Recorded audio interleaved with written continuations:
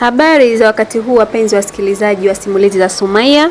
Leo tumekutana tena katika sehemu ya pili ya story yetu ya ndoa ya imani. Labda tu nikukumbushe, ikiwa ni mara yako ya kwanza kutembelea katika channel yetu hii, basi tunaomba usubscribe katika channel yetu. Na ikiwa ulipitwa na sehemu ya kwanza ya simulizi hii, basi usiache kutembelea channel yetu ili upate kuisikiliza story hii, ujue ni kipi hasa kilitokea mpaka leo tunaendelea hapa. Simulizi hii ya ndoa imani imeandikwa na Sumaiya Mwendo na kusimuliwa na Sultanari.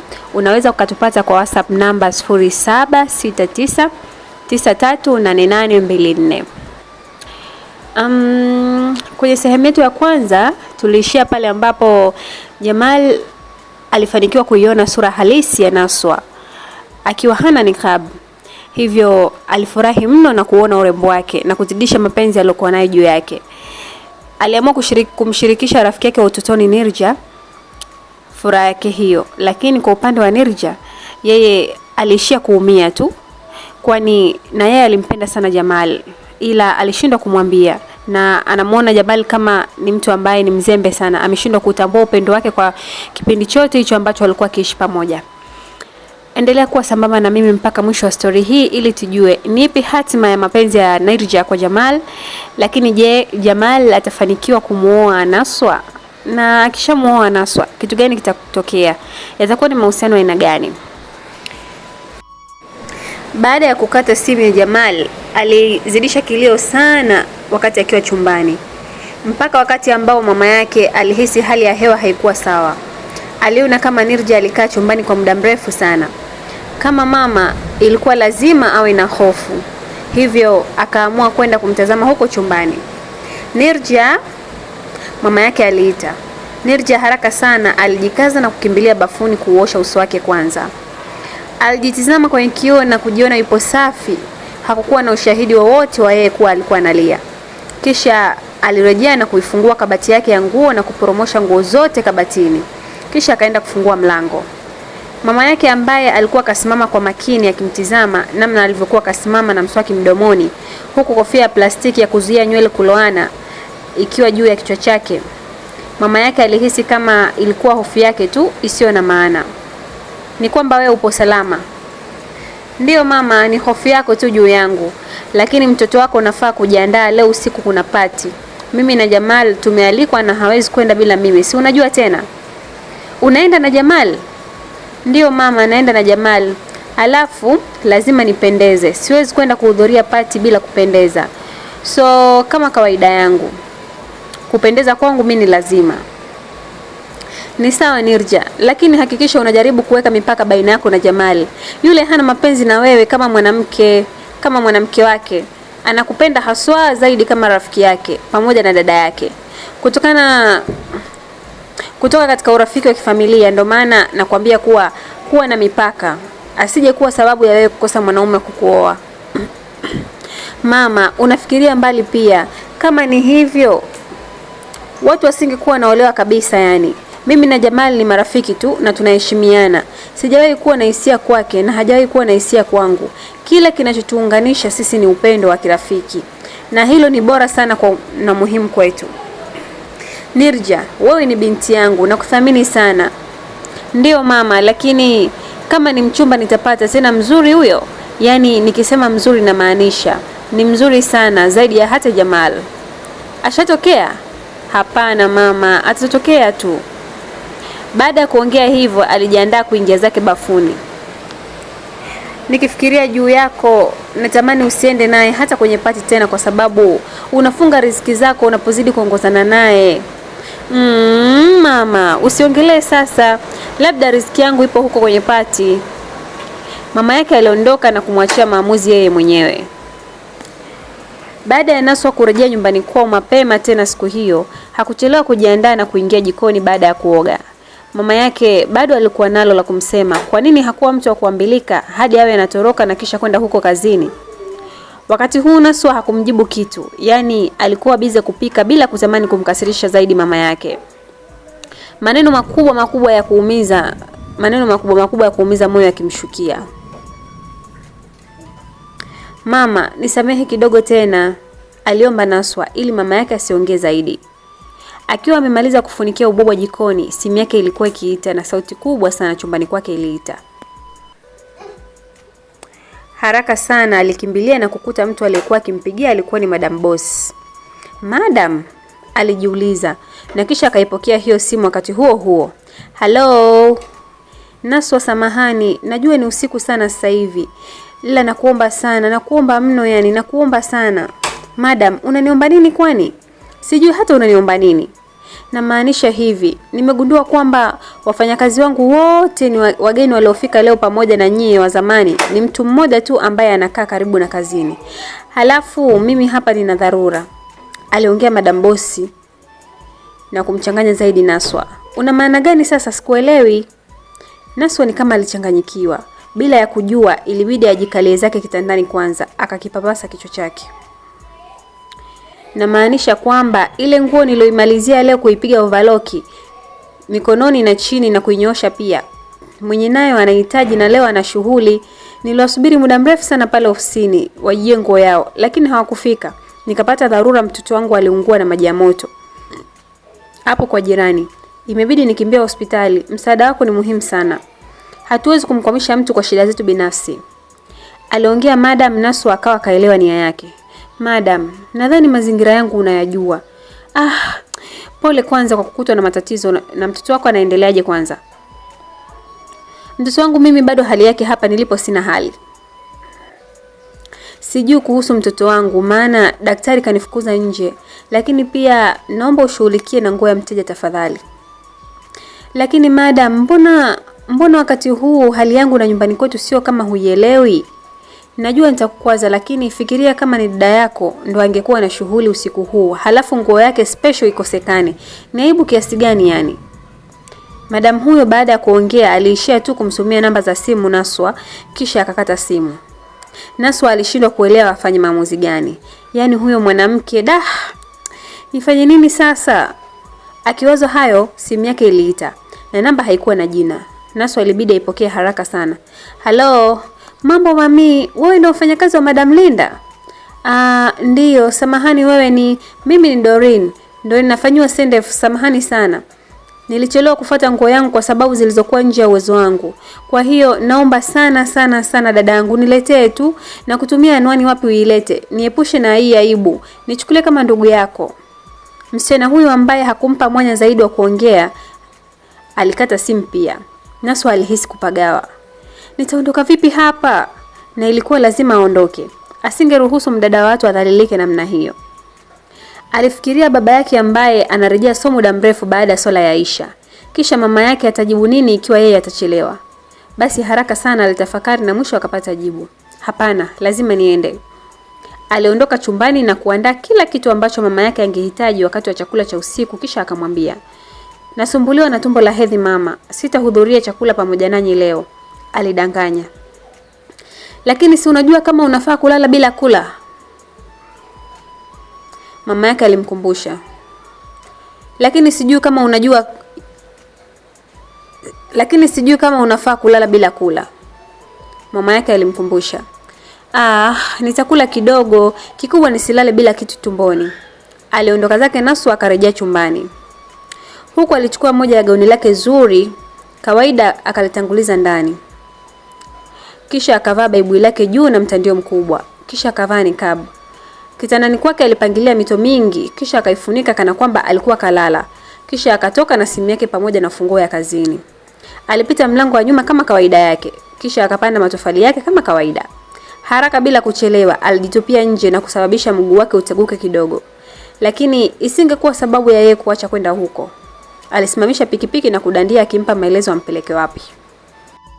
Baada ya kuwasili ofisini kwao, Naswa alimuomba bodaboda amgoje, kwani kuna sehemu alihitaji amfikishe haraka sana. "Sawa dada, fanya haraka. Si unajua hili ni eneo la biashara za watu, na ikitokea nimekutwa na mlinzi atanitoza fine. Kibaya zaidi sisi bodaboda tuna damu mbaya sana." Damu mbaya? Kivipi? Alihoji Naswa huku akimalizia kufungua nusu ya mlango wa ofisi. Kisha akaingia na kuangaza eneo ambalo Madam Boss wake alimuelekeza. Naswa aliliona boksi likiwa kamili hadi kufungwa. Aliweza tu kutoka akiwa akabeba hilo boksi, kisha akatembea zake kuelekea nje. Alifunga geti na kumuona dereva akiwa anamsubiri. Wow, sasa naomba unipeleke katika ukumbi wa Warumi. Aha, kumbe hapo tu. Kumechangamka sana leo. Aliongea bodaboda na kumfanya Naswa amuulize. Ulisema mna damu ya kunguni, kwa nini? Kwa sababu tunaonewa sana. Mara nyingi sisi tunapenda wanafunzi, mara sisi ni wezi, yani hata sielewi kwa nini huwa wanapenda kuunganisha makosa ya mmoja kwa wengi. Alilalamika huyo bodaboda. Naswa akawa anampa moyo. Kila kazi bwana ina changamoto zake. Lakini mwishowe bila changamoto huwezi kuwa mkomavu na mkakamavu kazini. Kwa hivyo basi kuwa tu mvumilivu na mstahimilivu unapokuwa kazini kwako. Yote kwa yote jitahidi ufanye kitu chako kwa moyo wako wote na sio tu kufosi. Hiyo ni kweli dadangu.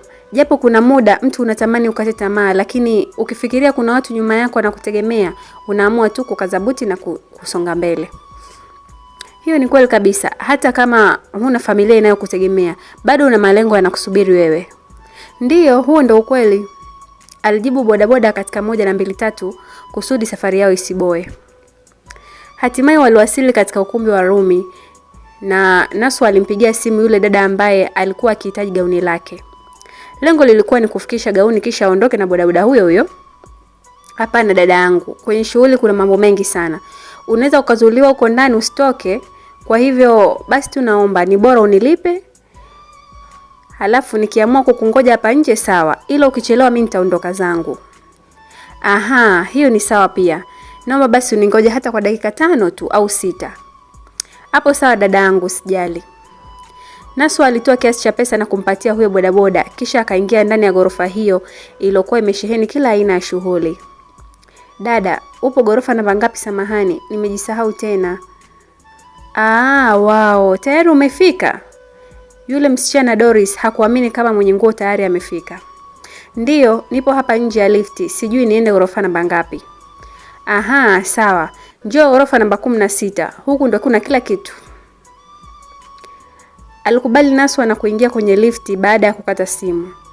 Haikuchukua muda mrefu sana, tayari alikuwa kawasili gorofa namba 16 na akashuka akiwa na mzigo wake. Alichukua simu yake na kumpigia tena Doris.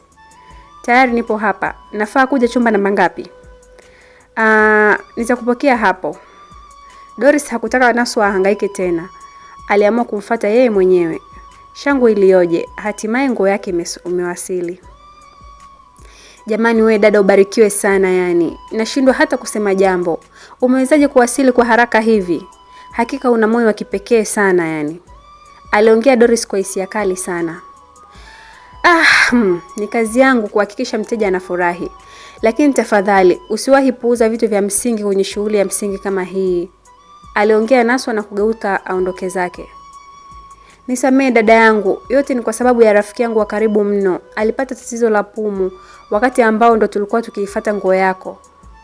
Wakati ambao tulikuwa tukiifuata nguo yangu. Nilishindwa kabisa kuendea nguo kwa sababu niliamini nguo yangu haina thamani zaidi ya uhai wake. Naswa alisimama kwa muda baada ya kuguswa na maneno yake. Taratibu sana aligeuka na kumshika bega Doris kisha akamwambia, "Nikutakie kila laheri katika ndoa yako." Asante sana. Naswa hakutaka kupoteza muda hapo. Aliamua kuondoka zake baada ya kufanikisha. Sasa alihamisha mawazo akiwa akimwaza huyo baba yake huko nyumbani. Subiri kidogo dada. Aliitwa na Doris. Naswa ikabidi asimame. Kuna nini? Naomba unisaidie kuivaa kwa sababu mtu wa makeup aliondoka kabla ya wewe kufika. Naswa hakuwa na tatizo juu ya hilo. Hata hivyo makeup ilikuwa ya kuendana kabisa na nguo aliyokuwa kavaa. Upande wa nyumbani baada ya wazazi wake kupata chakula, hatimaye Bwana Ramadhan alitamani sana kuongea naye. Amesema hajisikii vizuri leo. Naona bora tumwache tu apumzike. Nina jambo zuri sana nafaa kuzungumza naye usiku wa leo mke wangu. Hata huko chumbani kwake itafaa. Unataka kuongea naye kuhusu posa iliyoingia leo? Ndiyo, nahitaji kufahamu ikiwa atakuwa tayari au la.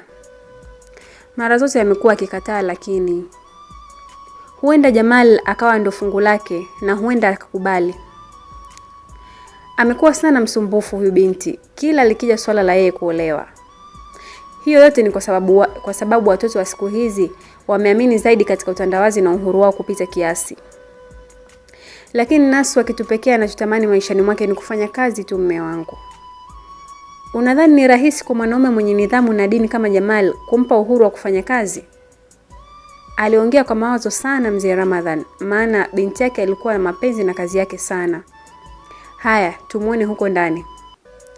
Wazazi wake walipenda sana kuongozana pindi wakiwa ndani au kama wangetoka pamoja. Naswa binti yangu mpenzi, ilibidi mwana Ramadhan aanzie mbali kidogo. Baada ya Naswa kumsaidia Doris kuvaa, hatimaye alichukua simu yake na kupiga kama ilivyokuwa ada kwa upande wao. Ilikuwa tu lazima achukue picha. Siamini kama hii product imetoka katika kampuni yetu jamani. Kumbe sisi tumeshakuwa tayari Naswa alihoji huku akichukua video ya bibi harusi. Alipendeza sana jamani. Najiona nimependeza sana Naswa. Natamani hata nifike mapema sana ukumbini. We Doris, bado tu mwenye nguo hajafika. Unahitajika ukumbini na Emma anakusubiri sana. Oh, wow. Mbona umependeza sana hivyo rafiki yangu? Rafiki yake Neema alimwambia na kuanza kumzungusha kwa raha jamani. Alikuwa kapendeza sana. Hii product ni bora sana yani, aliongea Neema. Ndiyo, nimemwambia Naswa pia, alijibu Doris. Naswa ndo nani? Ndo huyo hapo dada ambaye ameniletea nguo. Wameishona katika gamenti yao. Nyie mnasubiriwa halafu mpebiza kupiga story. Itabidi niwaache maana nimeondoka nyumbani kwa dharura. Alipoongea hivyo haraka sana alitoka nje ya chumba na kuacha hapo. Kwa heri mwaya. Kwa heri. Naswa alirejesha kwa heri pia na kuondoka zake. Wakati anatembea kuelekea kwenye lifti, alifika na kugundua kuna watu walikuwa wakipanda. Hivyo ilibidi awasubiri wateremke na yeye aingie. Alitulia kwa sekunde kadhaa tu na tayari iliwasili na kuanza kufunguka. Bila kutarajia, akagongana uso kwa uso na Jamal, aliyekuwa na msichana kando yake. Msichana huyo alikuwa mrembo sana na wakuvutia kutokana na urembo wake wa asili mbili. Alikuwa chotara wa Kihindi kwa kumtazama tu. Kadogo kadogo kama mwana mtindo wa mavazi. Alijikuta tu tayari kashapata wivu usiolezeka. Samahani. Nirja hakujua kuhusu uso wa Naswa na hakujua kuhusu muonekano wake. Hivyo aliomba Naswa wapishe wapite. Naswa alishindwa kusogea, maana macho yake yaliganda katika mkono uliokuwa umemshika Jamali mkono. Jamal alishindwa la kusema maana Naswa wakati huo alikuwa kaishika simu pamoja na nikabu yake mkononi. Naswa aliita huku akijiuliza atamueleza nini? Maana muonekano wake na Nirja ni wazi kwamba wawili hao walikuwa wakihudhuria sherehe. Samahani, nafaa kuwahi nyumbani, alijibu Naswa akitamani wampishe pia. Wewe ndo Naswa wa Jamal kumbe? Hakujisikia vyema sana kujibu swali la Nirja. Mimi ni Naswa na sio mke wa Jamal. Huwezi kusema Naswa wa Jamal, alijibu na kuingia kwenye lifti huku wao wakitoka. Ni mjeuri, Nirja aliongea baada ya lifti kufunga. Nakwambia hiki kichwa ni hatari, alisema Jamal, lakini alijiuliza iweje Naswa awe huku. Nirja, naomba utangulie ndani, samahani, nitakuja sio muda. Alitaka kumwacha hapo, Nirja akaushika mkono wake.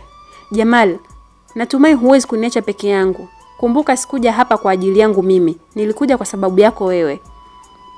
Oho, naelewa, lakini kuna kitu nimekumbuka, nafaa kumuuliza. Niamini Nirja, nitawahi. Nirja ilibidi akubali huku moyo wake ukimuuma. Hivi kweli alikuwa na sababu za kumngoja hapo? Hapana, bora tangulie ndani na Jamal angemkuta tu huko ndani. Aliamua kutangulia zake akiutafuta ukumbi hadi kuupata na akaingia. Naswa, Jamal alimuita Naswa aliyekuwa kachanganyikiwa baada ya kukuta bodaboda kaondoka tayari. Ni sawa, hata hivyo nimechukua muda mrefu sana ndani, alijiongelea mwenyewe, na wakati huo Jamal alimfikia. Ulifuata nini hapa Naswa? Jamal alimhoji. Wewe baba wewe, si umekuja na mtu kwenye shughuli? Kwa hiyo umemwacha binti wa watu huko ndani na ukakimbia kuongea na mimi? Naswa, tulia, yule si chochote kwangu, ni rafiki yangu tu wa karibu na familia zetu ni marafiki. Ni sawa, hata hivyo sijakuhukumu Jamal. Niache niwahi kwetu. Na ulifuata nini huku? Na kwa nini hujavaa nikabu? Maswali ya Jamal yalimshangaza. Lengo lako ni nini? Haya, sawa, nilikuja huku kuleta nguo ya biharusi. Kama ujuavyo, mimi ni fundi na madam boss wangu ndo alipokea oda ya nguo kwa ajili ya biharusi. Hivyo alipata dharura akashindwa kufika. Ndo maana alinipa mimi oda niilete. Na sasa hivi ndo naondoka. Jamal hakuwa na hakika sana kiasi cha kwamba alimtazama sana. Unataka niamini unachosema? Swali lake ni kama lilijaa wivu na mashaka juu yake. Naswa alitamani kucheka. Alikuwa na wivu namna hiyo hata kabla hajamuoa? Hapana. Hakuwa hata kukubali kuwa mchumba wake. Lakini alihudhuria sherehe ya uchumba wa rafiki yake akiwa na mwanamke mwingine ambaye alidai kuwa ni familia rafiki. Shit, upuuzi tu. Sijali hata usipoamini Jamal. Bado mimi sio mchumba au mwanamke wako. Mimi na wewe tunafahamiana tu. Huna haki ya kunihukumu pia. Hatimaye kuna pikipiki ilipita. Naswa akaisimamisha. Subiri Naswa. Jamal alimwamuru dereva pikipiki aondoke zake na akaondoka zake kweli. Jamal, acha masahara na maisha yangu. Niliondoka nyumbani pasi na utaratibu maalumu kwa ajili ya kazi yangu. Unaponichelewesha utafanya mambo kuwa magumu kwa upande wangu. Nyamaza Naswa. Utakuwa mke wangu hivi karibuni. Unajipa vipi uhakika huo? Alihisi hasira. Hakuwa hata kukubali kuchumbiwa naye, lakini tayari alianza kumtawala. Utafanya nikatae kuwa hata mchumba wako. Jamal alimtizama usoni na mwisho alipiga simu yake haikuchukua muda mrefu ilipokelewa. Halo Emma, aliita. Naam Jay. Ona, upo na Doris hapo? Naswa alitamani kucheka. Hivi hakumwamini kiasi hiki hadi kupiga simu kwa bwana harusi? Jamal unazidi sasa. Ndiyo nipo naye. Atakusaje kuwepo wakati yeye ndo mwenye shughuli? Naweza kuongea naye? Je, unazingua bwana. Utaongea vipi na mwanamke wangu? Sina masahara, hii ni kwa ajili ya mwanamke wangu. Kaka upo makini? Haya sawa, huyu hapa. Emma alimpatia simu Doris ambaye alishtuka na kuhoji. Ni Jamal? Aha. Mambo shem lake. Aliongea Doris na kumfanya Naswa azidi kupagawa na huyo Jamal. Samahani, eti unamfahamu dada aliyekuletea gauni lako la harusi usiku huu? Swali hilo la hovyo lilimkera sana Naswa. Ndiyo, anaitwa Naswa, kanivisha pia. Jibu la Doris lilimfanya Jamal ashushe presha yake. Ni kweli, alikuja kwa ajili ya kumvisha bi harusi. Oho, sawa asante. Jamal alikata simu na Doris akamrudia Emma. Ni salama? Emma alimhoji Doris. Ndiyo salama. Wawili hao waliendelea na ratiba yao ya sherehe. Wakati huo Nirja alionekana kuchoshwa na wanaume ambao walikuwa wakimtaka wakihitaji kampani naye. Aliwakwepa sana akimgoja Jamal, lakini hata hakutokea wakati huo. Niachie Jamal. Naswa alijinasua mikononi mwake kwa nguvu na kuutazama uso wake mkavu. Nina imani sasa. Usio unatembea usiku unanitia mashaka. Neno hilo lilimfanya Naswa amuone kama kero tu. Hatimaye alipata bodaboda ya kumpeleka nyumbani. Nitakupeleka. Siwaamini bodaboda na usiku huu. Aliongea kana kwamba alisahau alikuwa na Nirja kule ndani. Bro, samahani, usio unaongea kauli mbaya kwenye kazi za watu. Jamaa tulia. Linapokuja swala la mwanamke wangu sitaki kukosolewa. Jamal alimvuta Naswa ambaye tayari alikuwa ameketi kwenye bodaboda. Lakini Jamal, mbona una maksudi hivi? Nisamehe, kwa sababu yako kuwa hapa, sipati amani hata kama ukiguswa na mbu. Maneno hayo yalimfanya Naswa achanganyikiwe. Hivi hayo yalikuwa mapenzi au ni uongo tu? Hakuwa na jinsi zaidi ya kuingia kwenye gari ya Jamal. Upande wa nyumbani wazazi wake walikuwa tayari wamejimaliza kwa kumuomba na kumbembeleza amkubali Jamal ni kijana mwema. Bila kujua hapo walikuwa wakiongea na mito tu na hakukuwa na mtu hapo kitandani.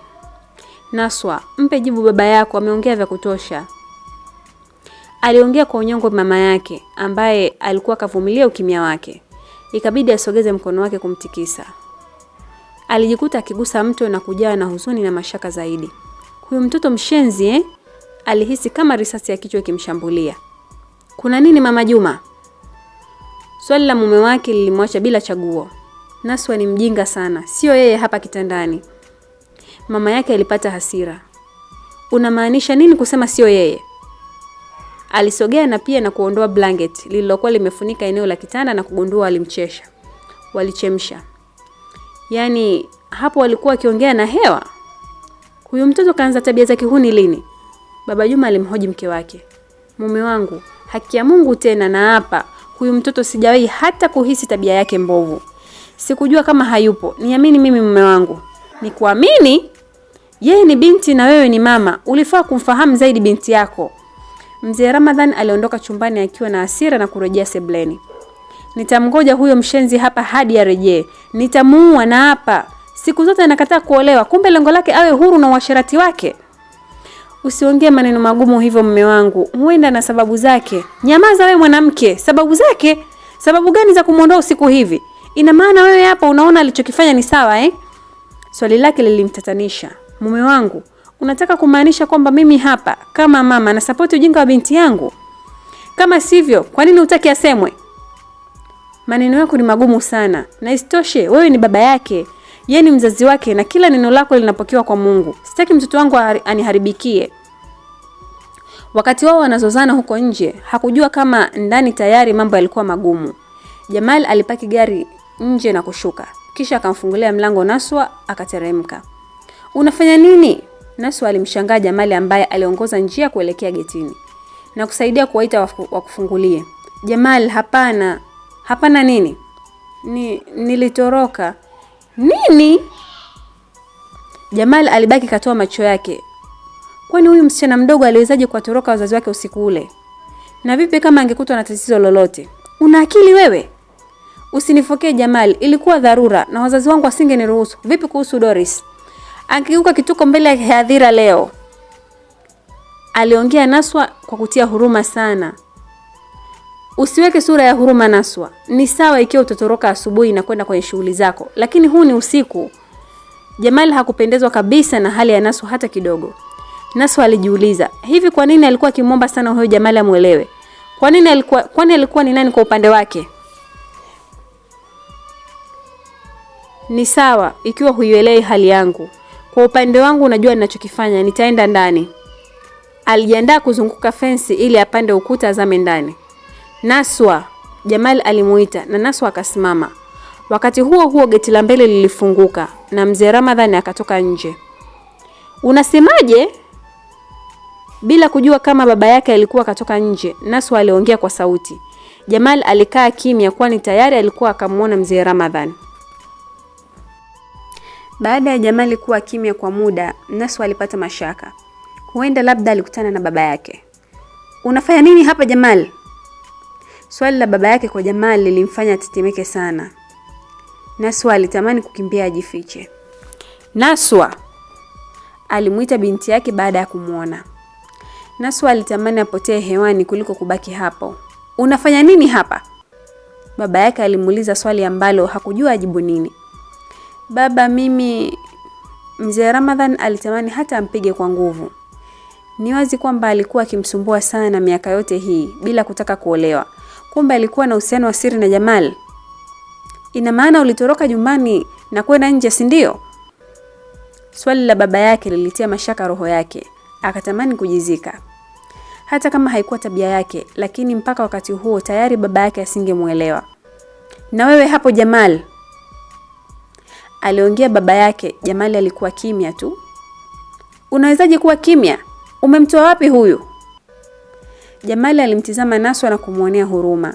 Vipi kama angesema hakuwa naye, bali kamsaidia kurejea nyumbani tu? Nilikuwa naye. Jamali alijibu kwa ujasiri. Naswa akatamani kumeza meno yake yote mdomoni. Alikuwa naye kivipi? Kila mtu alikuwa na njia yake. Ina maana nyewe wawili mlikuwa na uhusiano wa siri? Aliwahoji. Naswa akainua mikono yake apinge. Baba, haiko kama unavyo... Samahani mzee wangu. Hatukuwa wazi tangu mwanzo, lakini tuna mahusiano ya muda mrefu sana. Na sasa ndio maana nimeamua kuchukua hatua. Kiufupi sisi wawili tunapendana sana. Naswa alihisi kumchoka huyo mwanaume mshenzi. Walikuwa na mahusiano ya siri tangu lini? Baba yake alimtizama kwa kina sana. Akabaki anakuna vidole vyake akitamani kuzikata kucha zake mdomoni. Namna alivyokuwa akifikicha vidole. Aliogopa macho makali ya baba yake, akatamani hata kupiga magoti. Baba, mimi ingia ndani haraka. Ingia ndani haraka. Baba yake alikuwa mkali, yote ni kwa sababu hakuwa akipenda ujinga hata kidogo.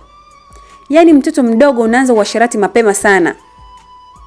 Samahani mzee, haipo kama unavyodhani. Hatukuwahi kuvuka mipaka yetu. Aliongea Jamali na kumfanya mzee Ramadhani amtizame kwa kina sana. Alishindwa kumfukuza hapo kwake, ila aliweza tu kufungua geti na kuingia ndani. Sasa hapo kosa langu ni nini? Yaani Naswa kaharibu kila kitu hapa. Alipiga teke gari lake. Ghafla akashtuliwa na mlio wa simu. Mungu wangu, Nirjalat.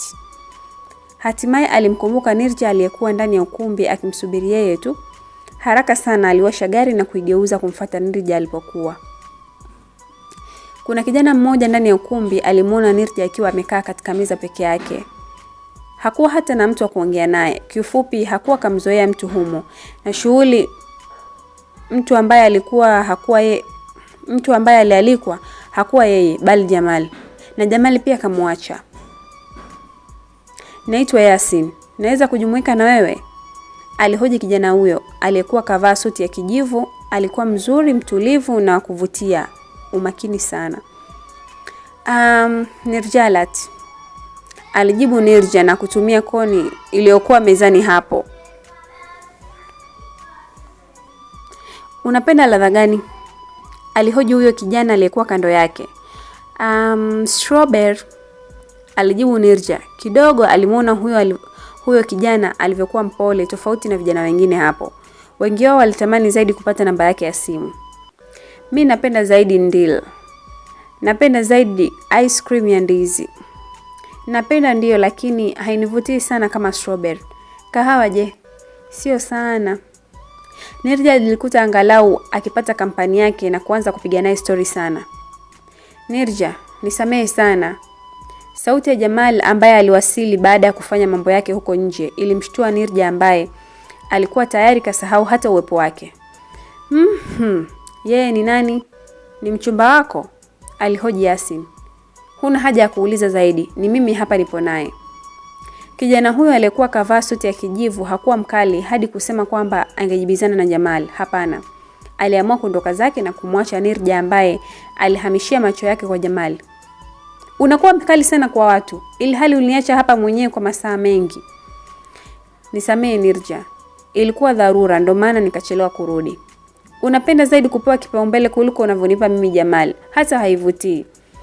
Alichukia sana Nirja, alimuaga anaenda mara moja na akakaa hadi kuwahi. Na akaahidi hadi kuwahi, lakini alifanya nini? Nisamehe mama yangu. Alizungusha mkono wake mabegani kwa Nirja na Nirja akatabasamu baada ya kulishwa kipande cha biskuti. Yasin aliatua macho yake kwa hao wawili na kuamini moja kwa moja kwamba walikuwa na uhusiano kutokana na ukaribu wao. Pati iliendelea hapo na kuzidi kufana huku biharusi akipewa sifa ni namna gani alikuwa akapendeza, lakini pia bwana harusi. Taratibu zote zilifatana na mwisho sherehe ilifikia tamati. Jamal na Nirja walikuwa njiani kurejea nyumbani. Ilibidi Jamal amfikishe Nirja kwanza kisha ndo aondoke kwenda nyumbani. Inashangaza Jamal, hukunywa kwenye sherehe leo? Aliongea Nirja na Jamal akaachia tabasamu. Ilikuwa tabia ya Jamal kunywa na kujiachia anavyotaka yeye pamoja na marafiki zake. Ilikuwa pati ya Ema, lakini hakuwazingatia sana rafiki zake siku hiyo na hata hakunywa kama ambavyo wote walizoea. Sikujisikia kunywa leo. Alafu ujue nilimpeleka Naswa nyumbani kwao. Aliongea. Ulimpeleka kwao? Ndiyo, nilimpeleka kwao. Hivyo unadhani ningewezaje kuchukua muda mrefu kurejea kwako? Yule binti ni mjeuri sana, ndio maana ilinichukua muda kurudi. Unasema ni mjeuri lakini bado utamuoa? Nirja, unadhani kuna mwanamke mwingine anaweza kuishi na mimi halafu akawa mcha Mungu kama yeye? Swali la Jamal lilimuuma sana Nirja. Alihoji kana kwamba hakujua uwepo wake. Unataka kusema hakuna mwanamke mwingine Jamal? Wewe ni wa ajabu sana. Ajabu yangu ni nini? Nina sababu zangu kuu za kumfanya awe mke wangu. Kila mmoja anaamini katika ndoto na kipaumbele chake. Halafu pili, ni mwanamke asiyeogopa kupambana anachohitaji. Ni mwanamke ambaye haogopi kupambania anachokihitaji na ni rahisi sana kumcontrol. Anapenda sana kazi yake. Hiyo ndio nitaitumia kama fimbo ya kumuongoza chini yangu. Una mpango mzito sana. Ndiyo, najua hakuna mwanamke ambaye ataolewa na mimi akiwa na vipaumbele hivyo. Mimi na yeye tutawekeana mikakati, na yote ni kwa sababu hakuna mapenzi baina yetu. Halafu, unategemea baba yako ataacha kuifuatilia ndoa yenu? Fikiria kama wazazi wako wakitaka wajukuu. Nirja, acha kuyaangusha mawazo yangu. Sifikiri kama tutakuwa na mpango wa kupata watoto mimi na yeye. Kwanza kila mtu yuko bize. Alijibu Jamal na kuendesha gari kwa usawa. Hatimaye gari liliwasili nje ya geti nyumbani kwao Nirja. Geti lilifunguliwa na Nirja akateremka ndani ya gari. Kwa kweli, mtu wa kwanza kukutana naye sebleni alikuwa baba yake mzazi. Assalamu alaikum baba. Wa alaikum salam. Ulitoka tena na Jamal? Baba yake alimhoji. Baba, leo ndo nahisi ni mara yetu ya mwisho. Ikitokea ameoa kutakuwa na mipaka mingi sana, kwa hivyo sikutaka kuipoteza hii nafasi muhimu. Alijibu Nirja kwa kujiamini sana. Nafasi muhimu? Mbona unakuwa mwili bila akili? Huyo mwanaume atakuzibia riziki. Nilidhani anakupenda hapo mwanzo, na kwa kuwa ni mtoto wa rafiki yangu sikuwa na shida yoyote ile. Lakini wakati huu sihitaji tena ukaribu wenu. Ni sawa baba, nitazingatia hilo. Alijibu Nirja na kuondoka zake kimya kuelekea chumbani kwake. Wazazi walikuwa sahihi, hata yeye alidhani hivyo pia. Alidhani wanapendana, kumbe bahati haikuwa yake. Ni yeye tu ambaye alikuwa akimpenda sana. Usiku mwema baba. Usiku mwema pia. Nirja alifika chumbani kwake na kujitazama kwenye kioo na kujaribu kuivuta picha taswira nzima ya Naswa. Kimoyomoyo alijisifu na kusema yeye alikuwa mzuri zaidi. Sasa kipi kilichomfanya moyo wa Jamal ukadondoka mahala pengine ilhali yeye pekee ndo aliyekuwa naye kwa kipindi kirefu sana? Natamani kuamini kwamba Jamal anaweza akabadili maamuzi yake na akanifikiria mimi. Dada Nirja.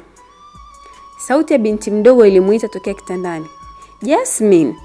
Alishangaa kwani hakumtarajia hapo. Alikuwa Jasmine, dada mdogo wa Jamal. Alikuwa mdogo sana kiumri. Alikuwa na miaka 14 tu. Ndiyo, jamani nilikumisi. Haraka sana Nirja aligeuka na kukinga mikono yake, maana Jasmine alikimbia kumkumbatia.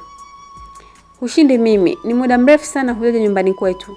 Kaka Jamal pia yupo nyumbani, lakini yupo busy na mambo yake. Oho, kwa maana hiyo wewe ulikuwa mpweke. Lakini ngoja mama yupo.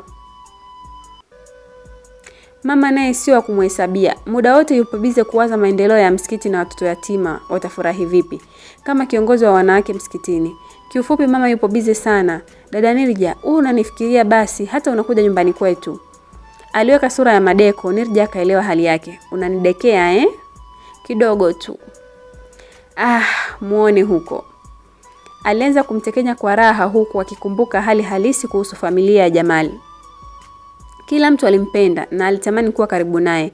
Iweje Jamal pekee ndo ashindwe kumpenda? Ulipendeza sana leo. Jasmine angalau aliliona hilo. Jamal alimwambia tu ahakikishe anapendeza, lakini hadi kurejea kwao hakuwa kamwambia ilikuwa kapendeza. Bahati mbaya ilioje kwake. Upande wa Naswa alikuwa akilia tu chumbani kwake baada ya baba yake kumfokea sana na kufanya maamuzi bila kumuuliza. Yaani alimwambia tu kwamba kuanzia wakati huo mpaka siku anaolewa atakaa ndani bila kutoka na atasubiri kuletewa kila kitu kama huduma humo ndani. Hii sio haki mnanifanyia. Nitakosa hewa nzuri nikikaa mwenyewe ndani kama mchawi. Alilalamika lakini hakuna ambaye alitaka kumjali. Sijui kwa nini ulitoroka Naswa. Au ni tabia yako ambayo sikuifahamu kabla? Mama yake aliongea kwa kujisikitikia sana. Mama, ilitokea tu leo, sema tu bahati mbaya ndo nikakutana na Jamal. Halafu mimi sijui kwa nini mnamwamini sana yeye. Sikuwahi hata kuwa na uhusiano naye mimi. Alilalamika sana. Naswa alilalamika sana lakini hakutaka tena kumjali. Alishikwa hasira na kuipiga namba ya Jamal. Umefurahi sasa Aliongea Naswa baada ya Jamal kupokea simu yake. Naswa, hatimaye umenipigia baada ya kuifanya namba yangu pambo kwa muda mrefu.